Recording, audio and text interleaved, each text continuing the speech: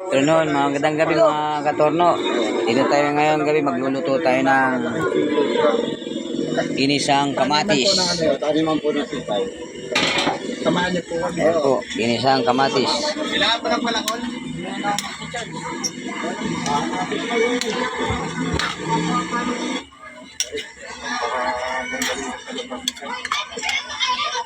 Ayan po, matagal na rin yung panahon, hindi ako nakatikim yan. Ginisang kamatis. Ayan o. At saka ito ang pagsasahog natin. Kuya, pa-picture ka. At saka ito, alamang.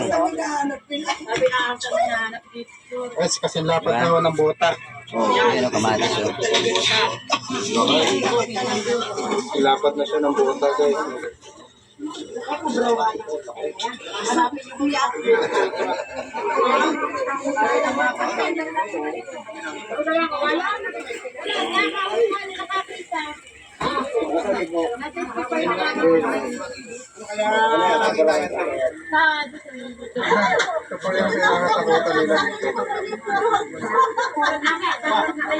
Asahan na natin na mabagal siya kumilos. Pero kapag nakagat ka po nito, siguradong malaki, maraming venom ang may papasa sa'yo. Although yung mga ganitong matured na cobra ay sobrang ng talino. Kumbaga, malayo pa lang tayo mga kaibigan, nakikita na niya tayo. Yan. So ang magiging sistema nito mga kaibigan, pag malapit na kami sa lugar, medyo hiwa-hiwalay. Kasi pagka kumpulan, hindi natin makikita to. Either magtago to sa taas ng puno o sa tabi ng ilog. Pero ideal to mahuli sa gabi. Sa tabi ng ilog po. So, nakakapanghinayang po mga kaibigan kung ibang tao makakakita nito, pagkatapos papatayin lang nila. Alam niyo po ba na maraming gamot ang pwedeng magawa ng venom ng isang ganito kalaking king cobra? Kung meron tayong sariling facility na mapagdadala nito, mas maganda po mga kaibigan kaysa i-relocate. So ayan po, buti na lang po tinawag si Prince. Okay, kaibigan. Talagang may lakas. Malaki pa ko ito. Siguro mas malaki ang katawan nito kaysa rito. Ano po hindi po. Maliit lang po ng konti. Kasi kung hindi niya matatanggal ng buo. Ayan, hantayin natin itong hanggang sa maluto ng husto. Matagal lang talaga iluto to. Iba pipilipito na sa paan. Tapos lalagyan natin ng itlog. Hindi po namimilipit ko. Hindi ito. Nangangagat na po siya. Tumatayo ito ng lampas sa tao. Pala guys, so ayun, nabili naman po ay Papa-Cobra. Kahalagahan ng King Cobra. Hindi sila makapagtrabaho yung mga kaibigan po nating farmers. Dahil nga po may masapaka na rin King Cobra. Kung makaka-encounter nila yun, isa sa kanila mamatay. Yung King Cobra, farmers. Dahil sa takot nila, hindi na po tayo na-imbitahan dito. So, sana nandito rin yung kapitan. Hindi na po yung kapitan. Kapitan. Yung mga barangay officials po tayo. Guys, may kasama tayo pang si Harry. Yung pangalan niya po, samahan niyo po kami. Guys.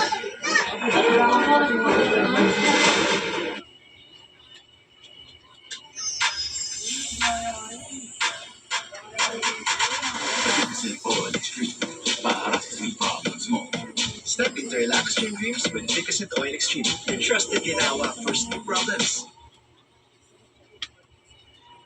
The new Del Monte Fruity Zing. Duo flavors ng apple lychee at kalamansi lemon. Doble flavors, doble refresh zing.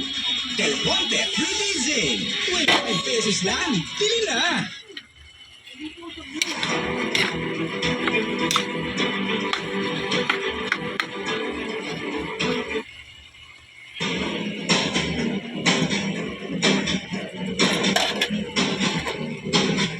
Yan, lalagay na po natin yung ating mga ano ng baboy. Inisa ko muna yan bago ko yan sinama. Wala nga ako. Laki. Mamaya, di na makikita yan mamaya.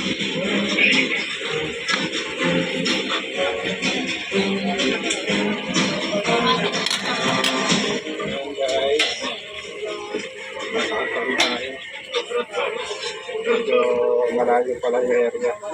So yung paligid, madaming puno at mga bahay-bahay.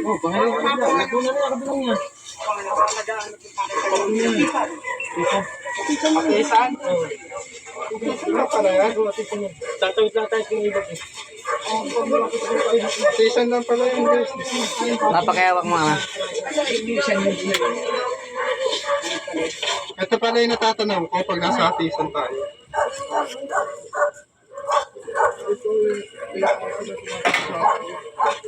Okay, chat ko naman nakikita. Sama po natin ang buong barangay. So pag-isi na po natin at matagal na rin nila nakikita yun. Ayan na po, ilalagay na natin yung alamang. Ano mo ulit? Laki na. Opo. Grabe, ang laki no? May litit, laki sumang kunti. Kunti lang ka mo, di ba? Ayan. May mga bata pala na tumataan guys. Mamaya na yun. Sino? Biyahe na.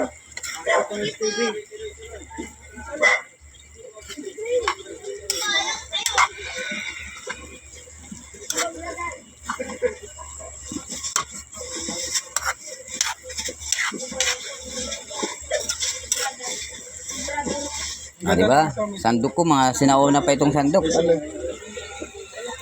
Panahon pa ng mga lolo tulong, mga Kristiyano. Ah, mga ano, mga, Pego. tawag ito, yung mga, damit.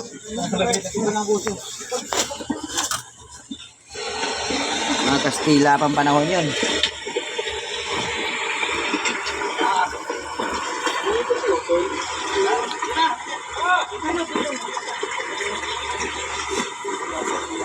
Okay po, salamat po yung mga nanonood. Paki-share lang po ako.